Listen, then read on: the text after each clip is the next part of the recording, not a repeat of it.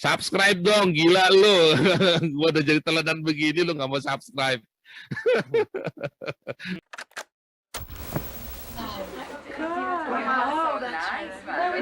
Grandma Chelly was always to us larger than life. And she was also unusual and eccentric. She was completely the most un-grandma person that, you know, anyone could have. In fact, when I used to meet people for the first time and they would ask about me and stuff like that, and then I would mention something about my grandmother, she owns most of the porno theaters in New York.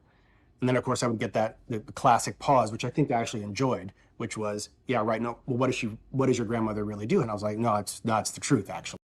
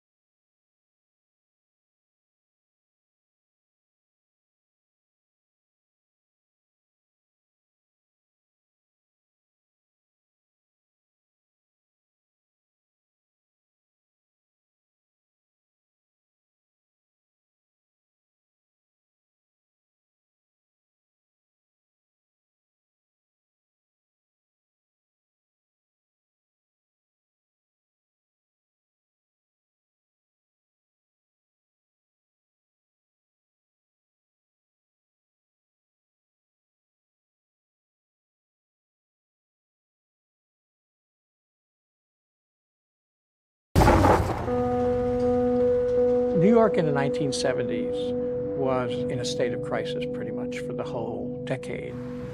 Businesses were moving out of the city into the suburbs. People were leaving the city to move to the suburbs. Although it was an incredibly dire economic situation, it was the incredibly creative period marked by this incredible sense of innovation and exploration.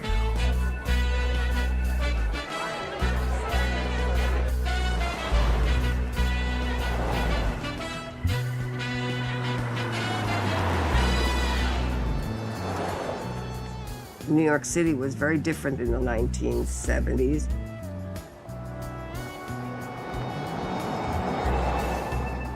Everything that I remember was X-rated theaters everywhere. You know, my mother's theaters up and down the street. Chelly Wilson was one of the most successful Greek women in America back then. And this was porno movies 24 hours, I would say. Never closed. People just walk in one after another. Very smart and very successful woman. She knew what she was doing. Chelly Wilson was a known person on 42nd Street, also known as the Deuce. I worked for Show World Center, which was a sort of a landmark staple at that time. It was actually a sex emporium that had videos and live entertainment and what we call booth babies, where there were girls inside a booth. You couldn't touch them because there was a piece of glass between you and them. Chelly obviously knew about us and we knew about her. And then when I got to meet her, we just happened to click. We took a liking to each other. I admired her so much, and I think perhaps that's why she took a liking to me, because she saw the admiration I had on my face when I would speak to her. Well, she had the nerve to do and the foresight to do things that I never would have thought of doing or would have had the nerve to do.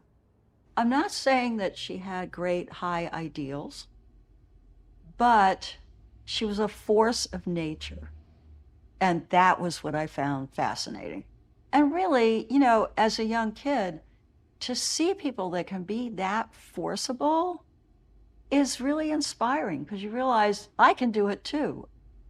I started out my photo career working on hardcore porn films. And I got the job because my ex-husband was a producer, Herb Nicky. He made a movie called Devil and Miss Jones. Devil and Miss Jones was an enormous hit, and Herb did business with her.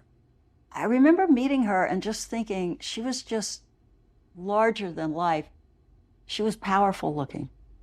She was like a ball of fire and just incredibly engaging. Like, you could not like her. It was just something about her that drew you in. To tell you the honest truth, I think I fell in love with Chelly in a way before I ever met her daughter, Bondi. I always basically wanted to be in the theater, and that's why I came to New York.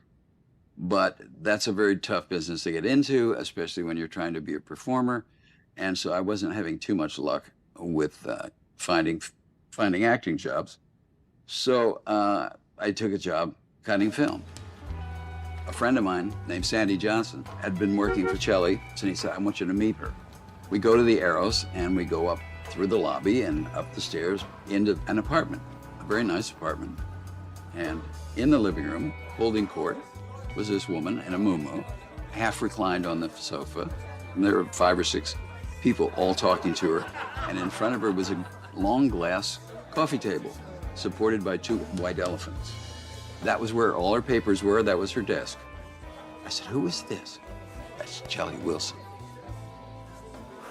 She makes a lot of films and she has a lot of theaters.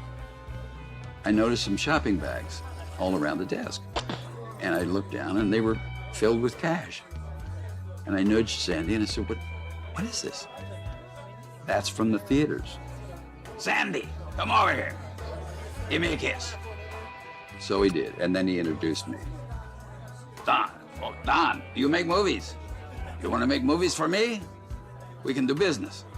Of course, she was tremendous at business. She just did amazing things. I think Chelly was one of the first, if not the first, to import homosexual films to New York City. The Adonis. That was a nice theater. The Adonis Theater was one of the sort of premier gay porn theaters. It was so famous, it became then a topic of a porn movie itself. And one of the things I like about the porn movie, it's called The Night at the Adonis, is that it portrays the Adonis as a kind of community center. What about that guy there, the one with all the keys? We call him the Jingler. He's an artist at giving head. Going to the Adonis was a time in my life when I was trying to explore my sexuality. I would go to have gay sex, and it was a lot of fun. It was all about finding a place where you can express your feelings, express your sexuality. I love this place. I don't think there's a room in this building I haven't fucked in. She named it the Adonis after she acquired it. Before the Adonis, it was the Tivoli. She bought the Tivoli property from Gulf and Western. That was really a premier theater. I think it opened in the 20s. She acquired the property at a very good deal because it was a porn theater. She was a great wheeler dealer. She had a lot of chutzpah. Actually, I think she loved the deal and making the deal more than she ever loved what the deal finally led to. It was fun, but she certainly didn't care about gathering lots of money to show off. She was not into luxury. She's living over a porn theater. She could have afforded a very nice apartment any place in the city. But no, didn't matter. This was home. That was it, which the movie theaters, yeah. Now they changed the inside, they did a restaurant, but the structure, it's the same. She really started at the Cameo. Then she picked up the Tivoli, which became the Adonis. Then she got the Eros and the Venus. And then there was the Lido West. And then there was a Lido East. So that's how many theaters. That's a lot of theaters. This is the famous Cameo Theater that will play the X-rated movies for 24 hours, I don't know for how many years. People would just come in and out, in and out, in and out.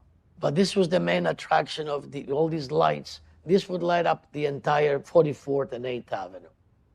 And this is where I used to work. It was very convenient to go from one place to another.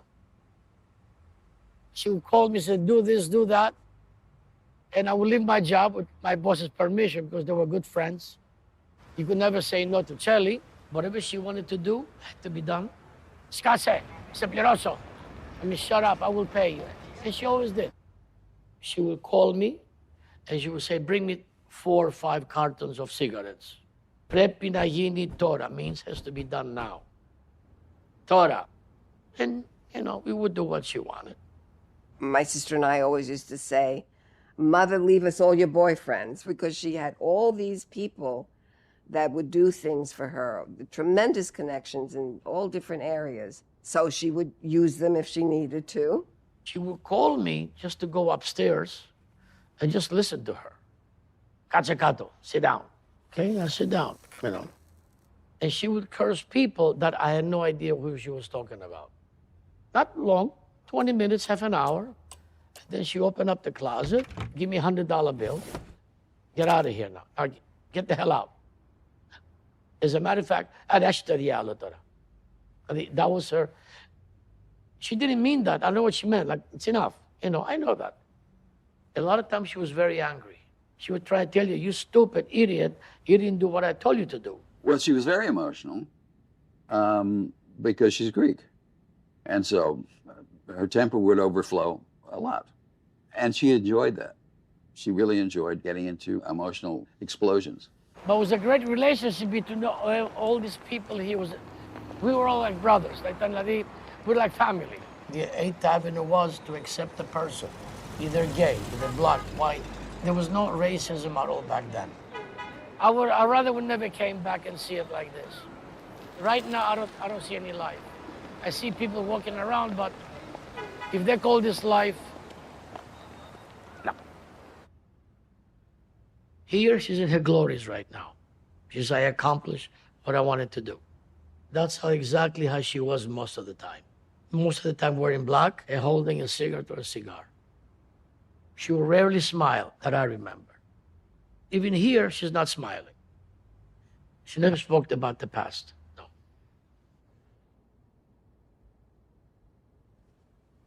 Her sister and her brother were killed in the Holocaust. In a lot of families, people never talk about it. That's not unusual that they don't talk about the Holocaust. It wasn't something that, you know, we were educated about or told about. I didn't grow up with my mother telling me, you had an uncle, you had an aunt, you had grandparents. I didn't even know I had a sister until she came from Greece. I had no idea that I was Jewish. Everything was on a need-to-know basis, I guess.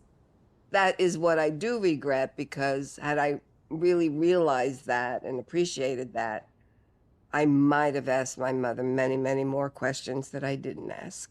And I might have gotten answers, and I might have even been very surprised by what the answers were.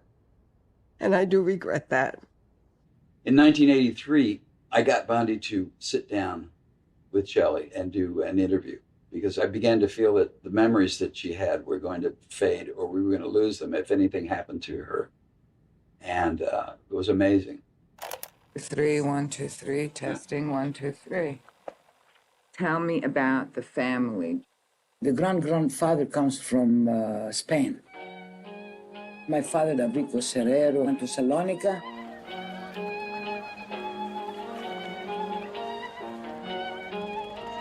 Salonica, known as Thessaloniki, had a very large Jewish population. The language they spoke was Ladino, which is Judeo-Spanish. That was her first language. She learned Greek in the streets, and she learned French in school. She was a Sephardic Jew, and they were extremely religious. Society in Saloniki was very strict, and it was very difficult for her to deal with that. She was more expansive than that. And she apparently was a whirlwind even then in her early days. They called me Salamos Herrero because I was like a tomboy. And I loved to go to the theater. I began to be a president of the club for make theaters. I was studying. I wanted to be a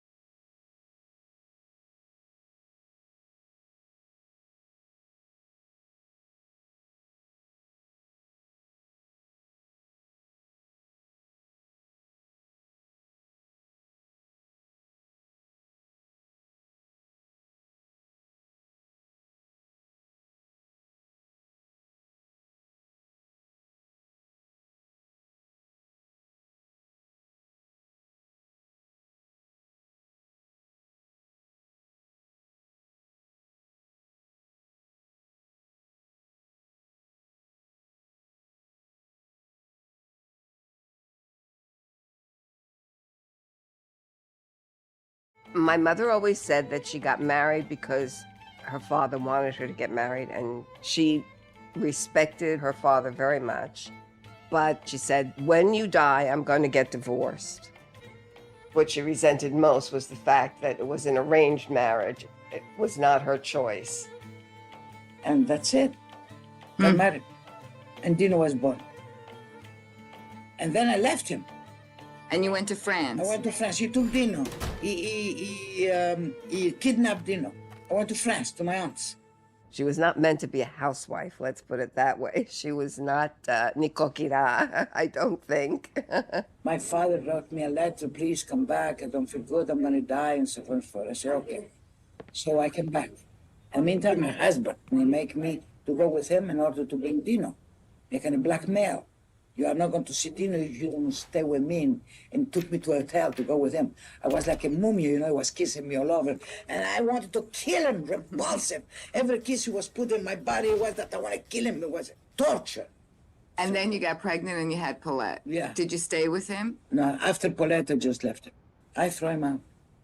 She got a Jewish divorce called a get, so that Moise could remarry.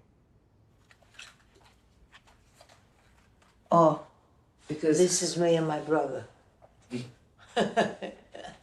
I remember, you know what I remember about this picture? Holding his hand, or he's holding my hand. I was born in Athens, and so the divorce was, she would take the daughter, and he will take my brother, Daniel. And this is how we were. My mother had a business. I had my own store, Arctos, Rachel Serrero, RS. I was making Frigidaires, I was making stoves and everything. I was making a lot of money. And she complained to her secretary, her name was Ellie, what am I going to do with Paulette? Ellie said to her, don't worry about it. We'll take Paulette, we'll bring it to Mama, Julia, and she'll take care of her, so you don't have to worry about it. I think she knew her limitations. I think she knew I'm not a mother. You know, I can be something, but not a mother. And then the story goes, or the myth goes, that a man came in the middle of the night and scooped her up and brought her to this family. Julia, who we used to call Yaya. This is the way I went to Yaya's house, from here. Who is it? I don't know. All I know, they took me, they were taking me to Yaya's. They're in Taverna, having a good time. And they're taking a picture of me sleeping. I look horrible, I look like an orphan. Look at my shoes, I have dirty feet. Obviously, my mother told them to do. And whatever Chelly says, everybody does. There was one thing my mother said to Ellie, make sure that she doesn't speak Spanish when you take her home. I want her to speak only Greek. And the reason for that, I found out later, it was because the Greek Jews had an accent.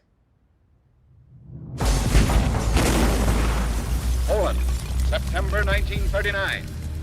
The German foe begins its ruthless march of conquest and sets the stage for World War II.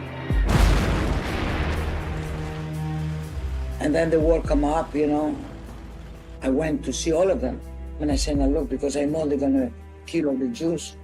I can have passports for you to go to America because my friend was the mayor of Athens. Kojas. I said there, let's go. What?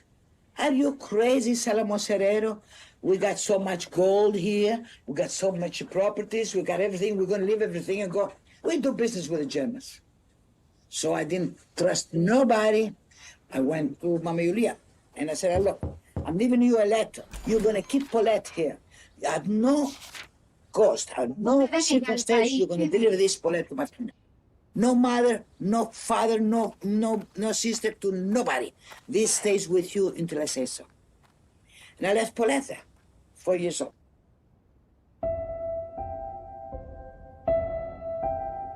She gave me a kiss.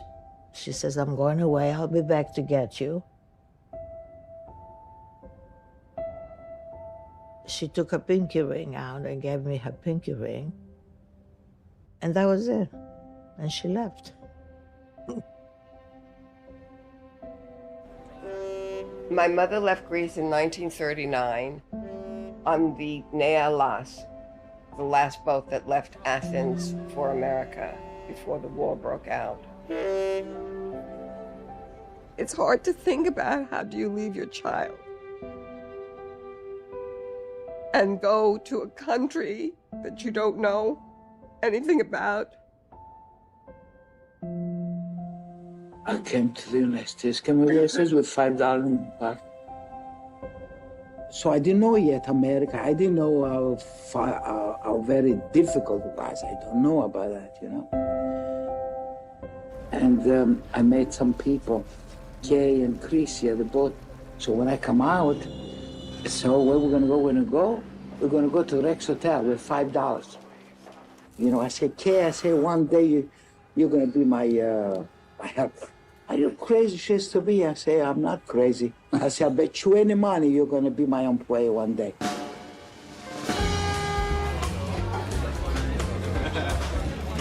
Mr. Yiannopoulos owns a lot of stands, you know, with hot dogs and everything.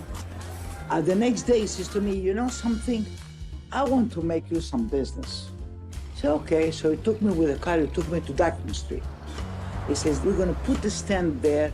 It's going to cost maybe about $6,000 and the merchandise. So you give me $50 a month. She sold hot dogs and soda, and she used to go Pepsi Cola, Coca-Cola, 7-Up. And I took her as my employee. I said, see, we should make a bet. I took her as an employee. My job when I was very little was to fill up these bags with peanuts. I was supposed to put 13 peanuts in the bag. She sold them for 15 cents. And I said to my mother, you're cheating the people. You're charging too much. And my mother said, don't be a stupid. You have to make a profit. My first business lesson.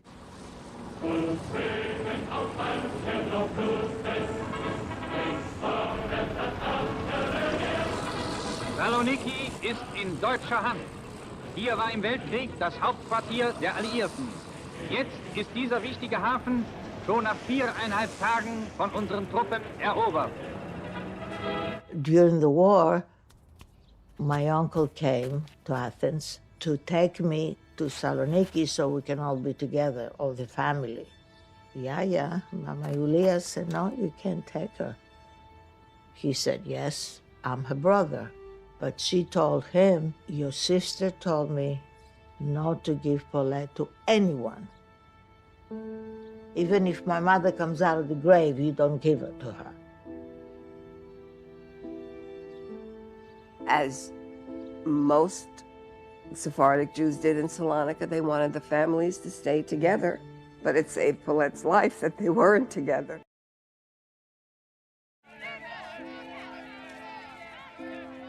The Germans were rounding up all the Jews in Salonika and sending them off to Auschwitz. They took them all, my aunts, my uncles, these friends of my mother.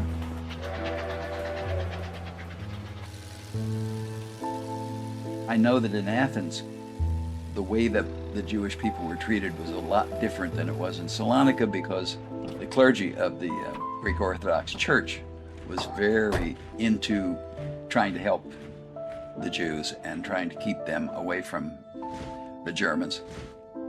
My Greek mother told me, she said to me, you're a very lucky person. You have two mothers. One who's away and she's gonna come and get you, and me.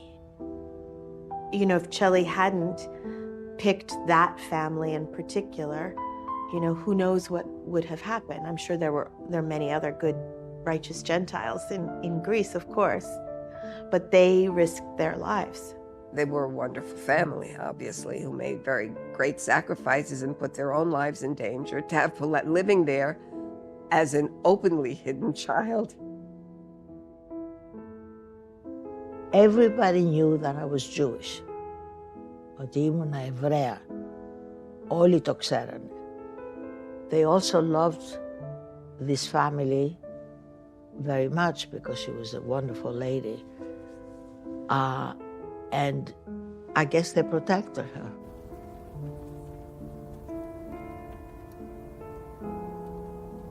And we were scared because if the Germans came, they weren't only going to take me, they were going to take everybody.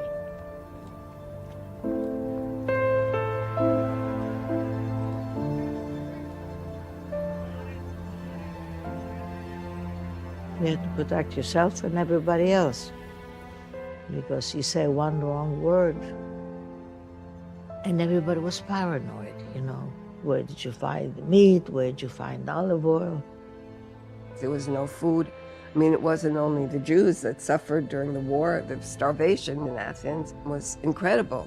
It was terrible. It was awful. Chelly was very worried about everything that was going on in Greece. She was making money at the refreshment stand and sending the money to Greece to buy pieces of newsreel footage and cultural footage to put together a film about Greece in order to raise money to help the Greek war effort against the Germans. So that was Greece on the March.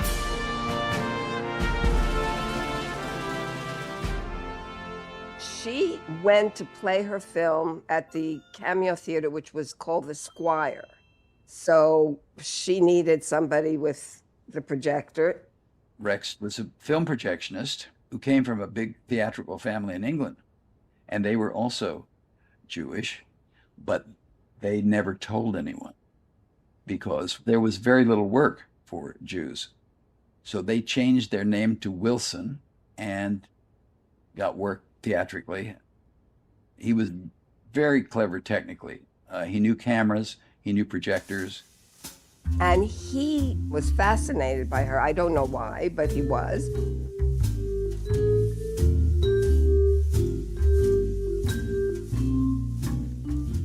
The guy was coming every night and lighted me cigarettes. He gave me cigarettes, give me cigarettes. So I married him. It was nice. He was providing me with cigarettes. My father was very romantic. Love at first sight. He loved her right away. My mother didn't speak English then, and my dad never spoke any other language except for English. They did not communicate. Their relationship was very tumultuous. There were tremendous fights. My mother threw the mattress out of the window. The neighbors would call the police because she threw every dish in the house and glass at him.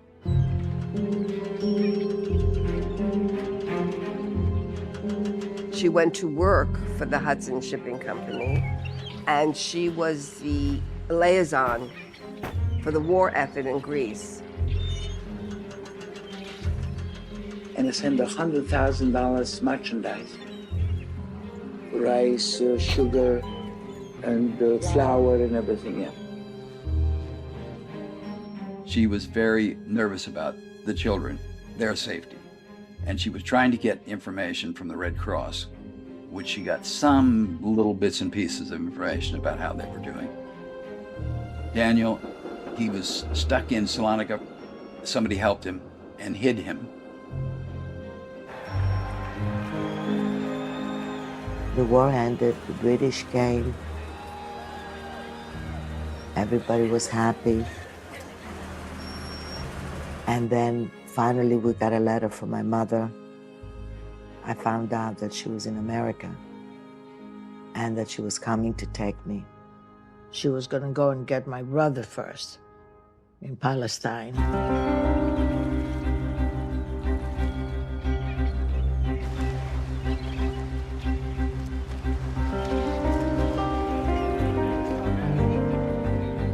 My grandmother was going to Israel to get Daniel, who had left Greece after the war and had joined forces in Israel. He was in a kibbutz, and then he went to the Haganah, he went to the army. Of course, he didn't like it there. It was miserable, miserable. My grandmother went to Israel, again bribed someone. There was always a bribe involved to bring him back, because once you joined the army, you couldn't just leave, so she had to do some negotiations. So she got on a boat, and she got him in, and she said to him, now we're going to Athens. You're gonna stay in your cabin. You don't come out from the cabin. I had Dino stolen from Israel. So I said to Dino, stay in the cabin. So I got out from the boat. I go to my Julia. Paulette was there. And the poor kids, I kissed them. I just came. I kissed them and I say, you want some money to take a taxi to go home? Because I have a big baulo with 2 feet, with podia. Io con la podia do perasse me la toccavo, che fatto spit. And where is Dino, you think? He's telling to the man who is watching the boy, my mother brought me from Israel, and he's going to take me to America. See, he was in the boat yet. They grabbed him to take him to the immigration. I go to the immigration, I say, you come with me, we'll go to the mayor of Athens. So I took the 2 people there, we take my car with the chauffeur was waiting, and I go to Kojas. And we went to Kojas, oh, Chelly. So I tell the story, what happened to Dino. and the offices were crying, everybody were crying, and that's it, finished. In the meantime, Dino is already on the boat. I let him go. Goodbye, Dino. A friend of mine has a boat, a shipping, you know. Cost me $1,000 to put him downstairs. This is the day before I left to come to America. This one? Yes. You see this dress? Yeah. This dress was made out of a parachute. Wow. I was getting ready to go to America, and that was a big thing. And all my friends were, oh my God, you're gonna go to America, what are you gonna do? I used to say to them, I'm gonna be a movie star. My mother came so she can arrange about our papers, the passports, when I'm gonna leave, what ship am I gonna be in. I was 12 and a half years old. I didn't speak English. But when I came to the United States, she didn't come with me. I came by myself. When I came on the ship, everybody, you know, we got up to see the Statue of Liberty. And I looked down and I see all these yellow cars. And I said, oh, in America, they have yellow cars. It was the taxes. Nobody explained anything to you. And Pubandi they were telling her, Paulette is coming, Paulette is coming. What did she know who Paulette was? And she was waiting for me to come. She was very young, beautiful, beautiful child. The best day of my life was when Paulette came. I was only 4. But I just loved her right away.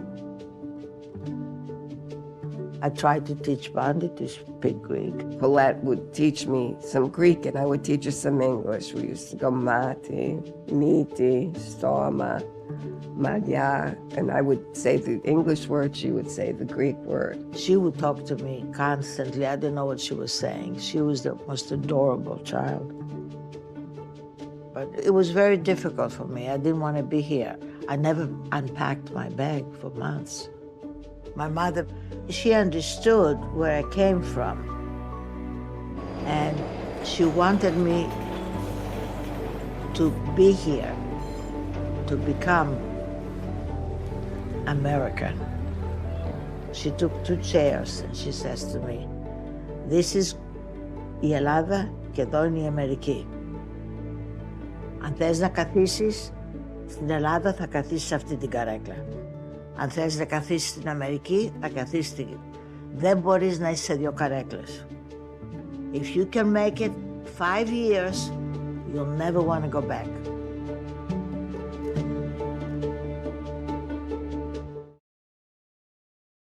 I love Oh, this this picture. is the best. That picture This is is the so best. wonderful. This is the best. This is her This is bathing suit classic. in close up. She didn't care. Oh my God.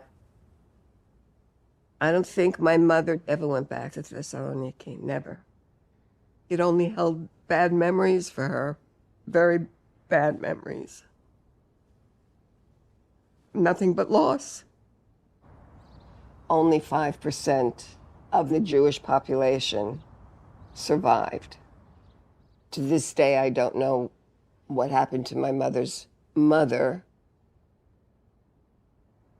One of the last times I saw my mother at home, she looked very desolate, you know, and I said to her, Mother, what's wrong?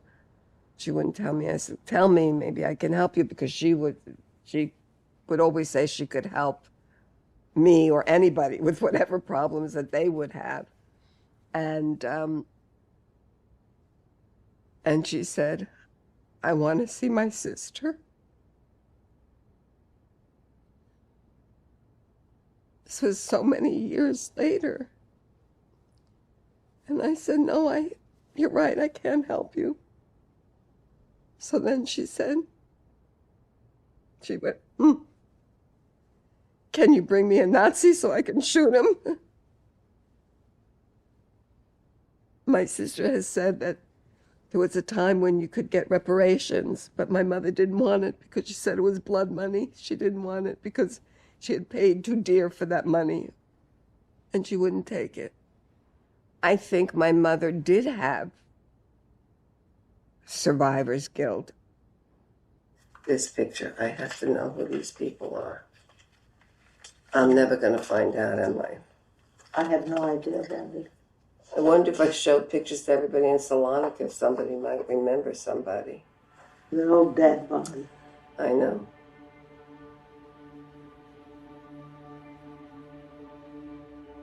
My mother's Aunt Allegra left Salonika in 1932 to go to France.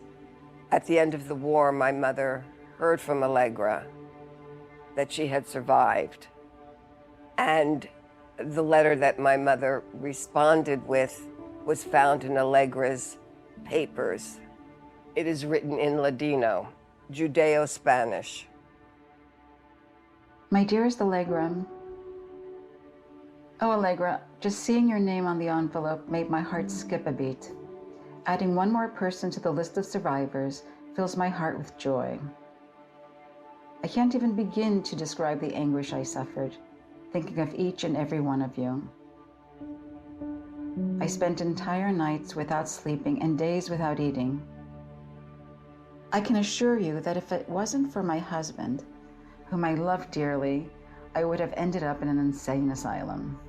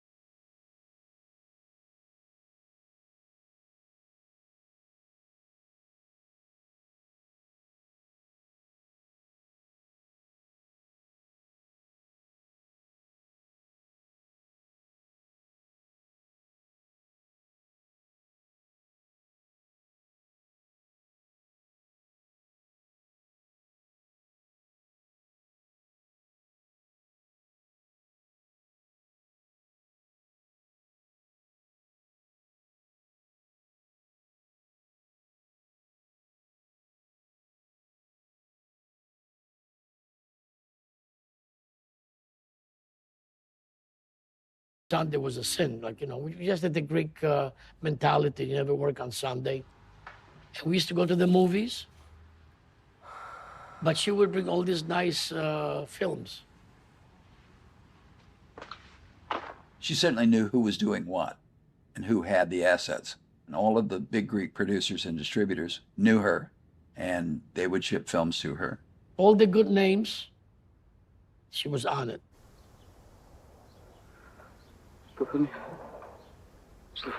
And always a comedy and a sad.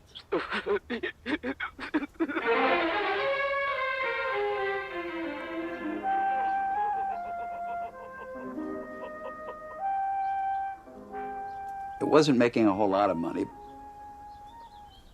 A few people had suggested, Chelly, why don't you try these other films?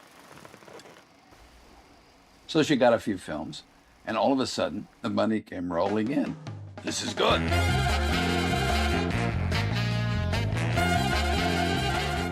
A lot of theaters were driven into having a product that they could buy reasonably, if not cheap, and get people to see, which was a very good audience. You didn't need a lot of matrons. They didn't go to eat candy and popcorn and stuff. So you had a very good audience who paid a higher price than the general ticket admission. She was very good at recognizing opportunities and taking advantage of them.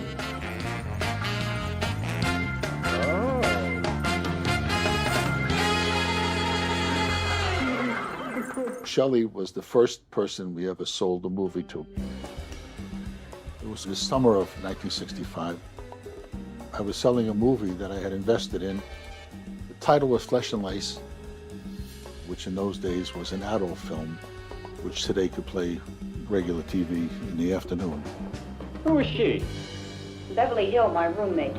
It had one flash scene of a naked woman on a bed on her stomach, and another scene of a nightclub with a girl dancing.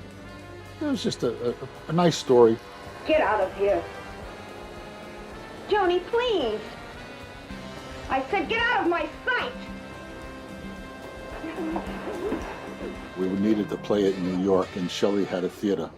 We made an arrangement with Shelley where the first $4,500 of receipts would go to Shelley, and then there was $600 advertising expense, and that would be taken off the top before the $4,500. And then we were to get 90% of everything above that, and she would get 10% above that. Well, about 2 weeks before the play date, she said, we need to raise the advertising $400 more. And then we got another call a week before to raise it. It wound up being $6,000 before we got any money. What we didn't know, because we didn't have her experience, was we were not just allowing her to take the first $4,500 or the first $6,000. We were guaranteeing it. And then we found out before the movie opened that the theater never did $6,000, which would be a very typical Shelley kind of deal. But as luck would have it, in the first week, the film did $10,000, which was quite an accomplishment. We broke the theater house record, and people were coming over and patting us on the back. It was good for her, too, because it established a new paradigm for her theater. That was indecent. Honey, that's what I am, indecent. And that's what I've always been.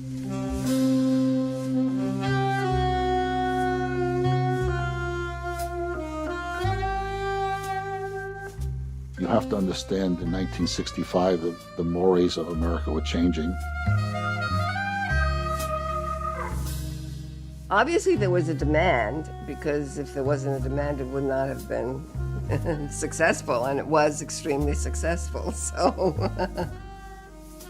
It was a forbidden fruit for many years, and now it was available, and people wanted to see it. She made a lot of money, and she had very many people working for her who stayed in the apartment, and they took care of her, plus they were cooks, you know, they would clean the apartment, all women.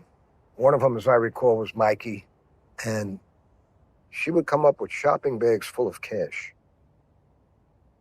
Shopping bags. As the future came upon us, Shelley purchased theaters. I know one of them on 8th Avenue was the Eros, and then the Venus. She named her theaters after Greek gods, okay? It was about making money, honey, making money. She used to have Friday night poker games at her apartment. So you go into this like seedy theater lobby on 8th Avenue, and you go in, very steep stairway that you had to go up. And the place is locked like a fortress, like a steel door with 1,000 locks on it. And then we get in, and it's like this hugely ornate, amazing apartment. It was a round table, and there would be little tables so you could put your drink, your coffee, your ashtray. Back then, everybody would smoke. And she had the whole like little crew of all the cool people. Jamie Gillis was there, Mickey Zaffarano, and Herb Nicky. And they would literally play poker all night long. There would be money all over the place. 20s, 50s, 100s. Those games would, very high stakes. And they would go on sometimes for days. I'm sure a lot of business went down. And yeah, if Mickey was there, he would pop in, I'm sure, to do a little business. Some of the stories I've heard, she was involved with the mafia. I think you had to be part of the pornography industry in the 60s and 70s. Yeah. Yes, they protected us. At the poker games, she was almost always the only woman. And she sat at the head of the table, always. The fact that Shelley was able to hold her own in that world of all those guys who are all sharks in one way or another is beyond commendable. I mean, what a woman. It was all about the fun of the deal. It was all about the fun of gambling. The one thing I learned about gamblers, having spent a lot of time with them, they don't actually care about winning. I mean, they care about winning in the moment, but they mostly just want to keep gambling. She loved people who knew how to talk and get things done and sneak behind things and go around things. And she just adored people like that. And unfortunately, she got involved with a few of them and got taken a bit from time to time because they were good at it. There was a lot of barbut places, and barbut meaning that they used to play dice. She would start going over there very often. She lost a lot of money, I believe. I heard from my boss, Petropoulos, stapira nechtes. We're talking a couple of $100,000, or maybe more, maybe more. But she wouldn't give up because whatever she lost, in 1 week, she would get it back. Not from the gambling, but from the business she had. No matter how much she lose, everything would come back.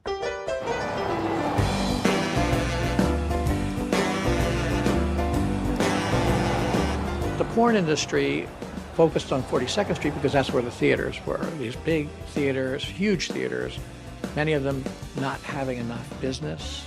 And so they would eventually move to porn, which was the most lucrative. In the early days, because there was no real porn industry producing films on a regular basis, the theaters ended up producing porn as well.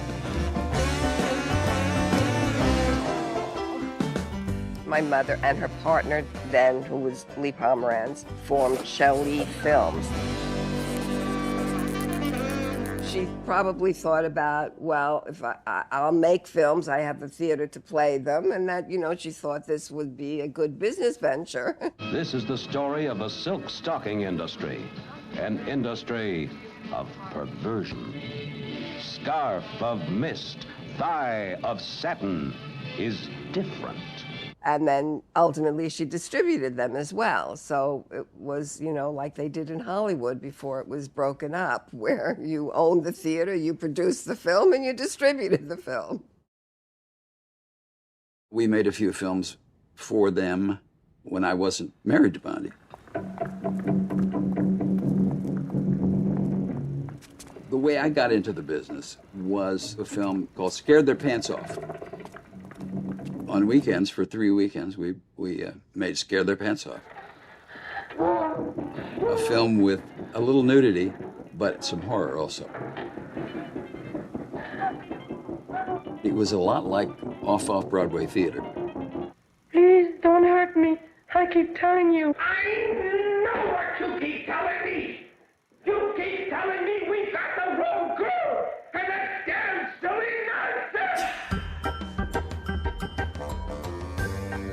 Everybody's sort of scooping along and having a good time and making these films. They didn't pay an awful lot, but if you made enough of them, you made a living. And there were some good people in it. Are we all set up for that party? Party? Since when did you all get so civilized? You mean orgy? You had to have actors. So you couldn't show sex, so you had to have people who could act like the sex was taking place and real. And so it meant acting.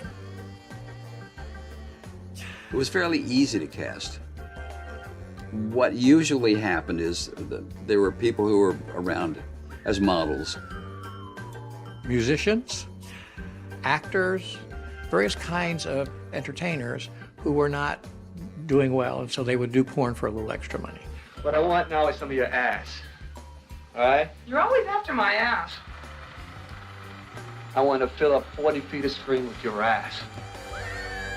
In the early days, the nudity wasn't really highly important, and it was just basically topless if it was. But later on, it changed a lot. It's an industry that grew hair by hair, one pubic hair at a time. The public wanted as much as they could see. Every film had a little more than the last film. You don't give yourself credit. Baby, you're going overboard. What do you think I want you to do? Sleep with the guy? Oh, wow. Honey, you're crazy. Softcore porn evolved. So at first you had what they called beaver, which was just a female crotch.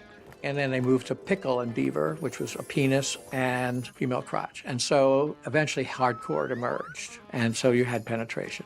The industry exploded until there was nothing left to see. Hardcore pornography really emerged in 1969, almost like on the dot. I've never seen a film like this before. Oh, it's different, all right.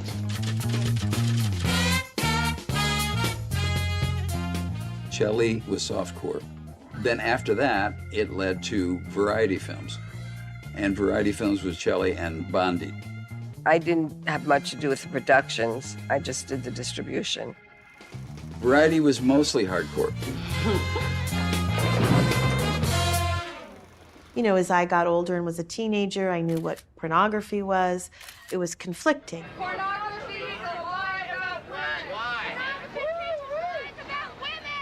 I thought of Grandma Chelly as a feminist earlier in her life.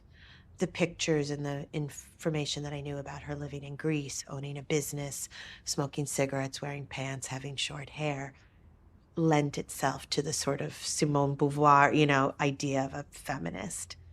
Then when I went to college, you know, and I'm studying feminism, and pornography is the antithesis of feminism, so I thought of her as perpetuating a very destructive view of men and women's bodies.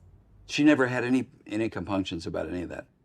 Couldn't care less about the content. My mother would never apologize for who she was or what she did, ever, ever, ever. Even though she grew up in a culture where everything that she was about was wrong. Do you have a lot of friends? No, I hate men.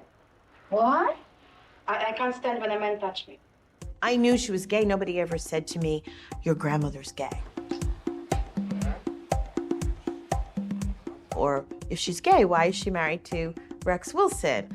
I mean, it was just assumed that this was her lifestyle. This is who she was.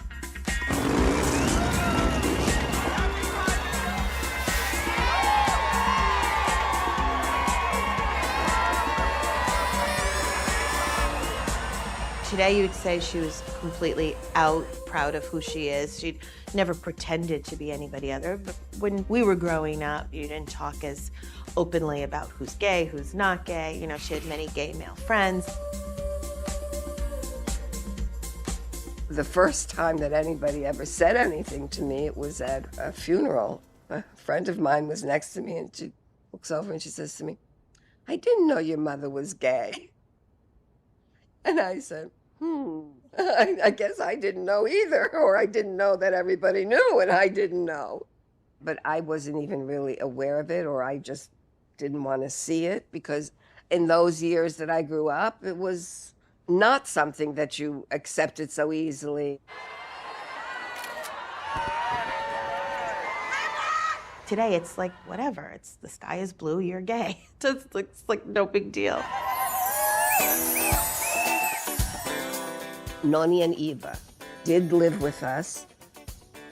This was her other family. Eva was the opera singer from Greece.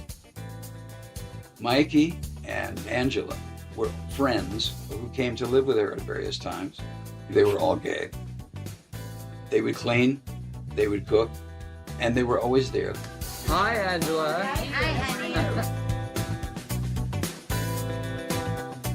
Rexy, she definitely had a very interesting and loving relationship with for a very long time. Even when she started living with Eva and Noni, Rexy was still there and he was still a part of the family as long as he wanted to be. Eventually, he felt dispossessed and moved himself to Puerto Rico.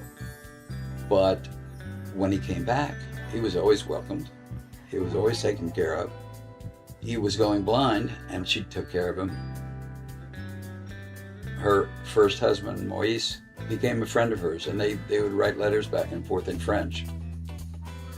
I think she lived for the family, and that included the extended family.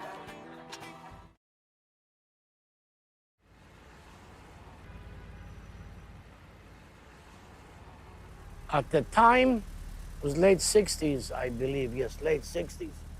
And Chelly Wilson decided to open up a Greek restaurant. She opened up the place called Mykonos, and she had the right person to run the place, Noni Kandaraki.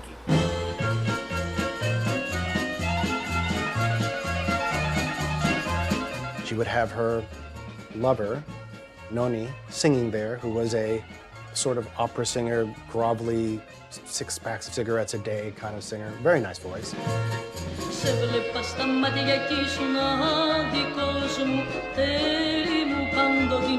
So it was strange going to the house and seeing Noni in a sort of like nightgown, walking around with her cigarettes and so forth. And then like at that night, she would be in this restaurant singing and they all glamored up in this sort of kitsch sequin thing. The Mykonos opened. basically for Noni to have a place to sing and for them to have a place of their own. It was going to be like a little boîte in the beginning, and then it ended up being a full-blown restaurant.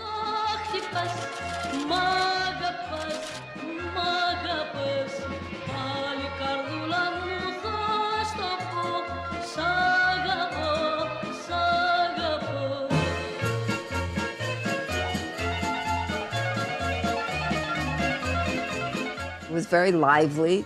My sister worked there as a hostess.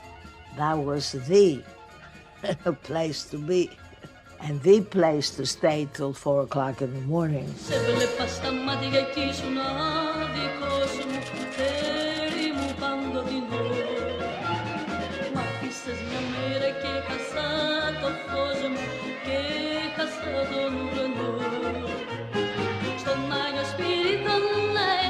The food was fabulous. Vasily Fotopoulos did the design of the restaurant. Beautiful murals. Vasily had won the Academy Award for Zorba the Greek for the art direction. Handsome, handsome guy. Bonnie used to be, oh, she loved him. I met a lot of Greek stars and American stars. Yul Brynner. Jackie with Onassis came. Shirley MacLaine. Bobby Kennedy. Rod Steiger. Everybody went to Mykonos. She did the smartest thing. She brought in a pelican. Yes, she did. She brought the mayor with the pelican from the island of Mykonos. Over there, the pelican is considered to be a bird of peace. And he is here as a peace, as a symbol of peace to the world. And everybody came to see the pelican. It was lying out the door to come and have dinner. And this was constant for about a year or two, like nonstop. You would see only limousines outside just to see the pelican. It was a very fun place to go. And then we had Bambi's wedding there, which was beautiful.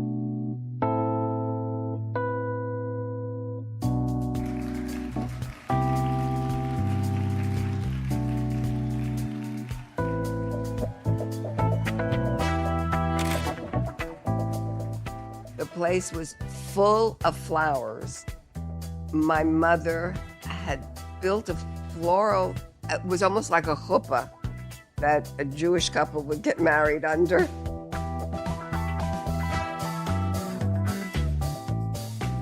We were opening a new film at the time that I was getting married, and I was very, very busy. So I didn't really have that much to do with what happened at my wedding.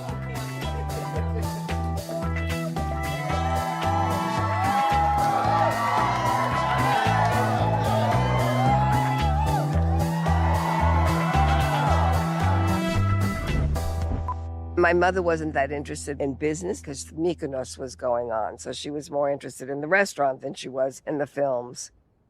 So I was doing all of the work.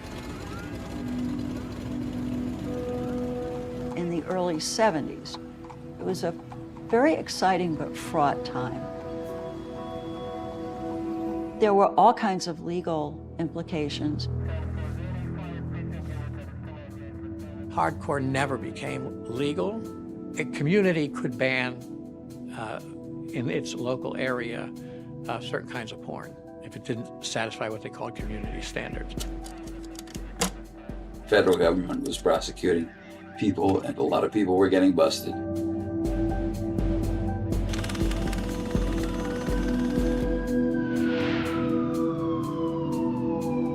Herb, my ex-husband, was charged with obscenity 3 different times, major cases like serious, you will go to jail, felony kind of cases. Bondi was not real keen about the possibilities of getting harassed or arrested running a distribution company. She was good at running a distribution company, but she didn't like the fact that the FBI might wander in and harass her. It wasn't until the business got a little more dangerous that it got more difficult. And for me, it got most difficult when I got arrested. for distributing a film, Illusions of a Lady. Really are quite lovely. The indictment was on interstate shipment of obscene material and conspiracy against the United States. So I felt very threatened, and I felt she didn't really understand it. Everything's going to be okay, darling, everything's going to be okay. In the meantime, it was a felony charge. I was arrested by the FBI. I mean, it was not everything is okay. I had to go to trial in New Orleans. And I had been told, too, that I could plea nolo contendo, and I wouldn't have to worry about a trial or anything else. And I said, no, didn't do anything wrong. I'm going to fight this all the way down. I'm not copping any plea. I apparently have a tick I wasn't aware of, which is I giggle. So every time they would ask me a question, I giggled. My husband believes that's why I didn't get convicted, because I was too stupid. So we all got off, which was wonderful. Of course, they asked the jury why. And the jury, which was mostly women, they said because the obscenity law said current community standards. And they said, they make these films down here in the Quarter. So that was it. Current community standards. It wasn't violating anything. So that was the end of that. Basically, things are changing. And I think Hair or Calcutta, when you have a Paramount movie such as Tropic of Cancer using words like fuck and showing a bush, it would indicate that the American public is maturing. I lived on 45th Street, right across from the theater. It was wonderful, but the building was full of prostitutes.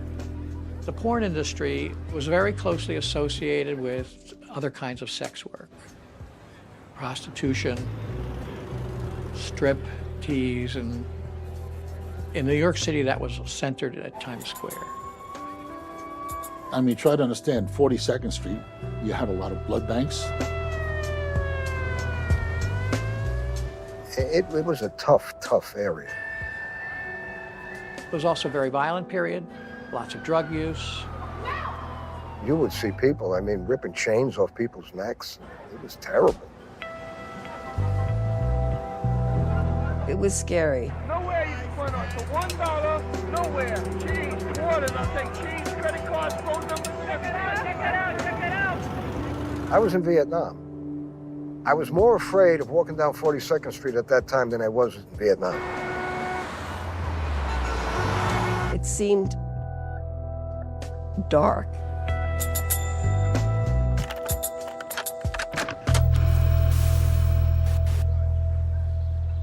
Quiet on the set, please. Please, quiet. We're going to go for a sound take. Chelly, darling, we want for posterity, that means the future, to have your photograph. We'll play under the Adonis before every show.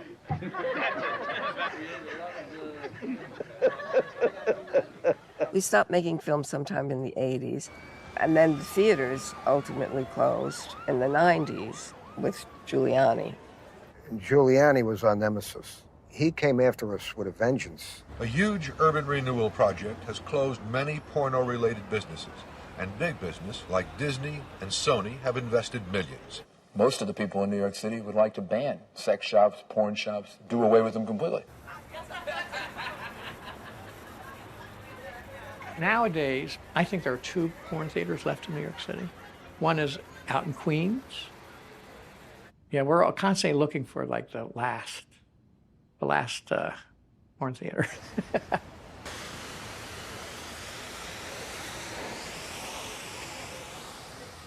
Once Giuliani came and closed all of the theaters, Grandma Chelly had to make an adjustment. She had investments in real estate. I know that a lot of people were going to her for money, and I always felt that I didn't want to go and hang out with her because sometimes she would say, "Are you okay with money? Do you need some money?" And she would shove, hundreds or whatever it is in my pocket, and it made me feel weird. And I was like, I don't want to visit her if I'm going to get money, each time, because I got kind of freaked out by it. I know it sounds strange, but it just made me too weirded out. It's like I didn't want to have that relationship with her. And I think there was a time she tried to give me a building, but my father talked her out of it. Thank God. What would I do with a brownstone in New York? Anyway. Sorry. Yeah. But she was very happy that I was in film. She did finance my first real attempt at being a filmmaker, which was sort of like this supernatural vampire thriller which took place in the theater that she owned, or the abandoned theater that she owned, the Adonis. I said to myself, this is a haunted mansion. For me, it was like the porn version of the Chronicles of Narnia. Everything was weird. So I said, okay, well, what do you do with a place like this? You make a vampire movie. Sweetie, you don't know the first thing about being a detective. So I wrote a movie called Gargoyle and Goblin. It'll turn him to stone. And I had free run of the place, and we shot in 16mm, and I showed her all the footage. She had a pretty good laugh at it. To Chelly!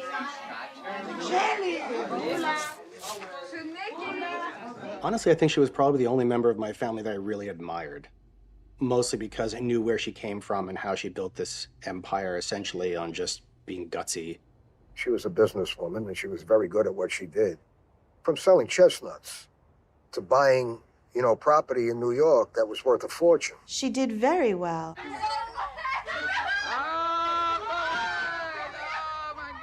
Because there was always a plan. You might not have known what it was, but she had a plan. As I started to get older and know more about the story of my mother and how she survived and what my grandmother did on behest of her family, I started to see her picture in a larger way.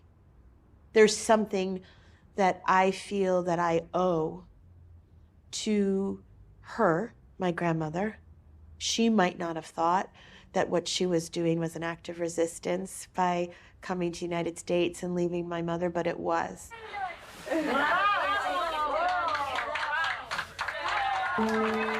I think she had an invincibility sort of idea about herself.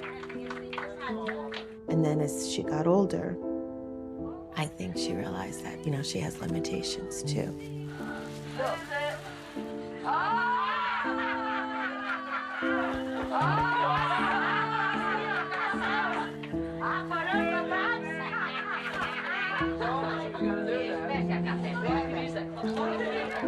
Later in her life, she started to get sicker. She had many heart attacks. She was a chain smoker for many years. She quit smoking, but she thinks she survived 5 heart attacks, if not more. And I think she then became scared. She loved life so much.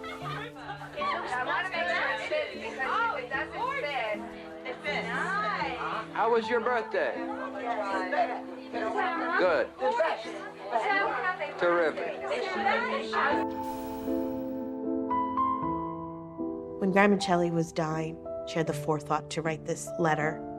She made the shopping list for what she wanted Bondi and my mother to buy to eat at her funeral. And we had to follow it to the T. Spanakopitάκια, pickles, white fish, Nova Scotia, μουστάρδα, όλα. Ελιές, μπακλαβά. Huevos de jaminades είναι τα αυγά που κάνανε στη Θεσσαλονίκη. She said, I want you to eat this food. I want you to enjoy it. I want you to toast me. And I want you to know that I am with God and I have no regrets. That was a very nice gift that she gave to all of us to say that.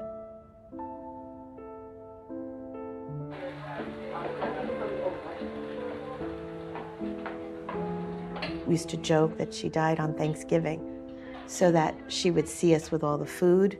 And so when we had Thanksgiving just 2 days ago, even my mother and Bondi were like, yes, Mother, here, we're taking pictures of the food. Those things in life were important to her. Food, survival, you claim your space, you are who you are. While you're here now, you're going to enjoy yourself and make the best out of everything.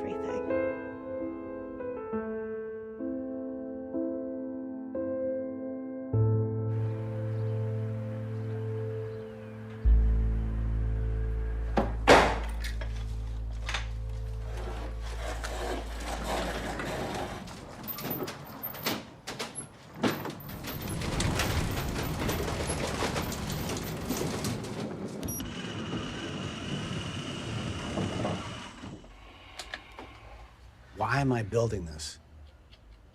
I feel like I'm possessed. I have wanted to build this since I was 16 years old. So at a certain point, I said, okay, I'll build this whole thing, and the story will come to me.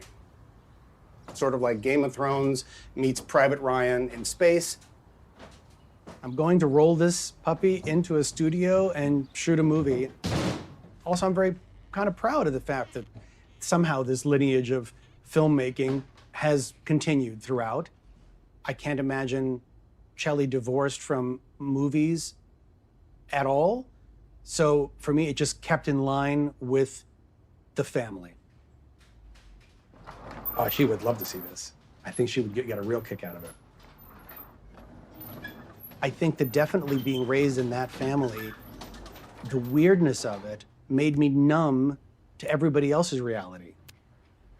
It was always like being in another world. So with that kind of a life upbringing, I don't think I had any choice. When I see what people do with their lives as a daily grind, you know, you wake up, you have your whatever breakfast, you go 9 hours a day, whatever, I look at that like science fiction. I'm like, I don't know how anyone does that. And that might sound incredibly spoiled or entitled or whatever it is, but I mean, if you're not here to create something or to give someone else escapism or have a message or do something, then what are you doing?